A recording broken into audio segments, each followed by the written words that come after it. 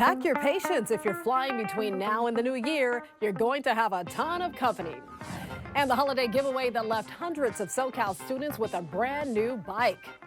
Hello, everyone. You're watching The Rundown. I'm Robin Winston. Up to 200,000 travelers are expected to pass through the airport each day from now through the new year. Some of the peak travel days, December 18th, 19th, the 23rd, and January 2nd.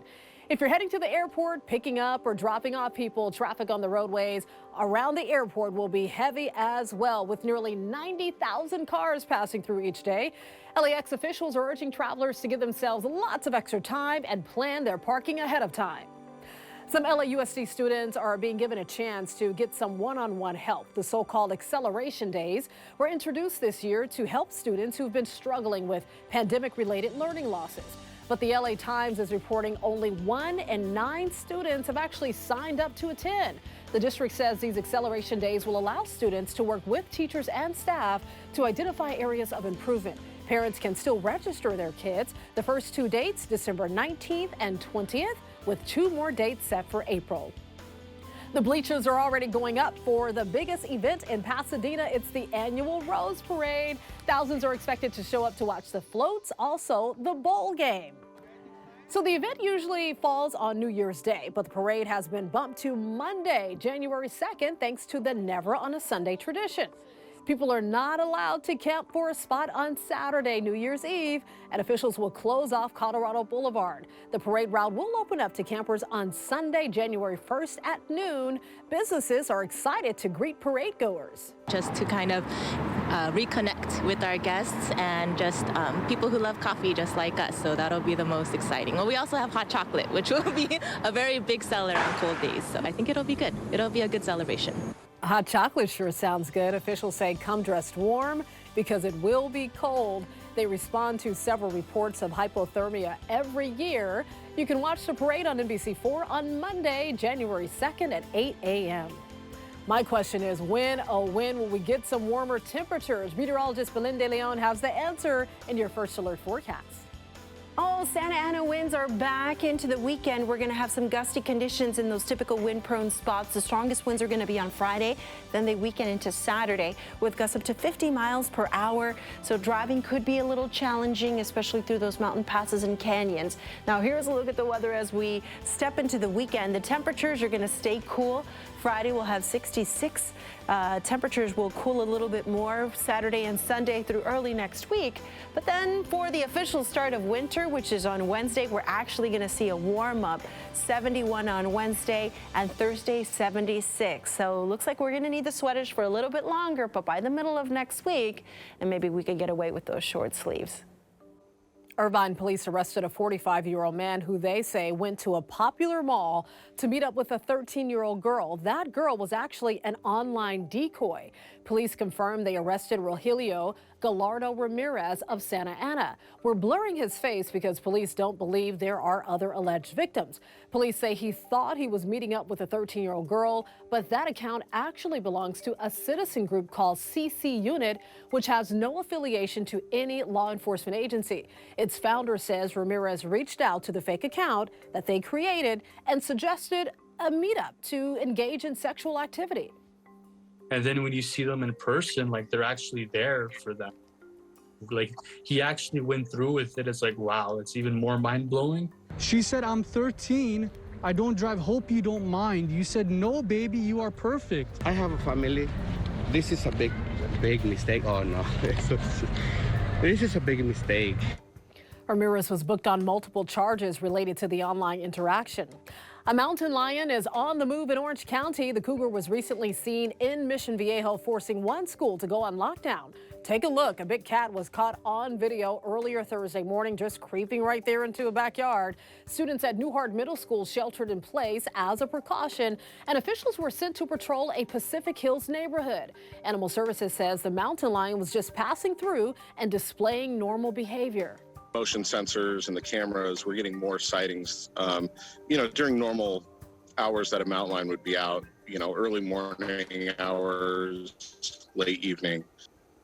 Mission Viejo Animal Services is offering tips on its website if you encounter a mountain lion.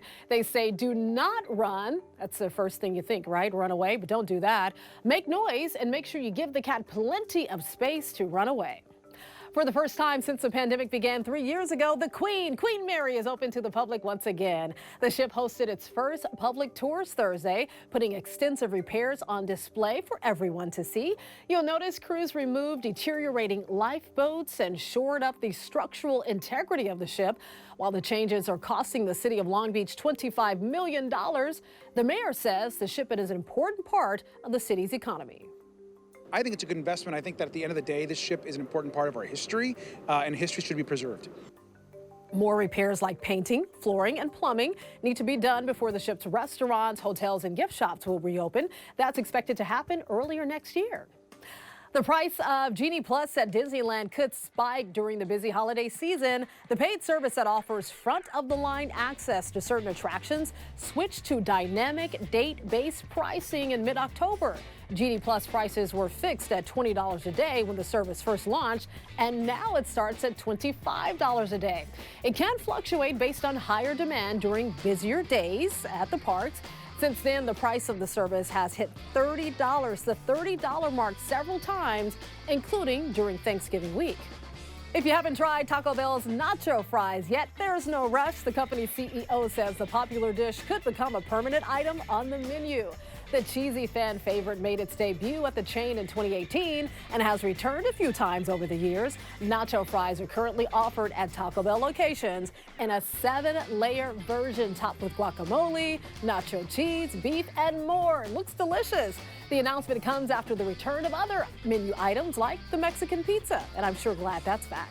All right, it is the season of giving, and I had the honor of taking part in an incredible event for our Help for the Hungry campaign. NBC4 and Telemundo 52 teamed up with a food pantry in Long Beach to provide hundreds of families with meals, goodie bags, and gifts for children. It was such a special event. I met so many wonderful people as hundreds showed up to the Food Bank of Southern California, which gave out 10,000 pounds of food.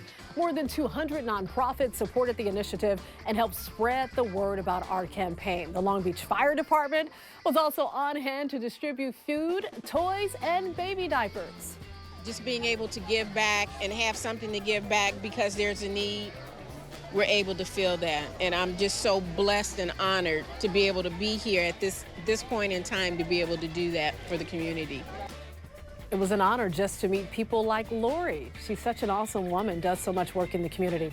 Don Francisco also donated a $10,000 check toward our Help for the Hungry campaign. Just want to give a shout out to everybody who chipped in. We appreciate you. And if you want to donate to the campaign, it's so easy. You can do so by texting H4H to the number 41444, or just scan that QR code right there on your screen. All right, she's at it again. Sweet Alice Harris is rolling out the Bikes for Kids at her annual holiday event. 400 students from 10 LAUSD schools in Watts received brand new Huffy bikes, a helmet, and other toys at the holiday event at the Hatton Family Child Care Center in Watts. Sweet Alice has been hosting the giveaway for more than 40 years, and she is still going strong. She's like an angel in the community. She says it's her way of paying it forward to make sure kids in her community get some Christmas gifts. We take care of them and give them bikes and toys, some kind of a toy every year. We do that, and I'm proud of that. Sweet Alice's nonprofit group, Parents of Watts, partnered with Youth and Adults, Inc. for the giveaway. You can always get news and weather updates on the NBCLA app and our website, NBCLA.com. And be sure to tune into Today in LA on NBC4, weekdays from 4 to 7 a.m. I'll be helping you get around with the traffic reports throughout the morning. I'll see you next time on The Rundown.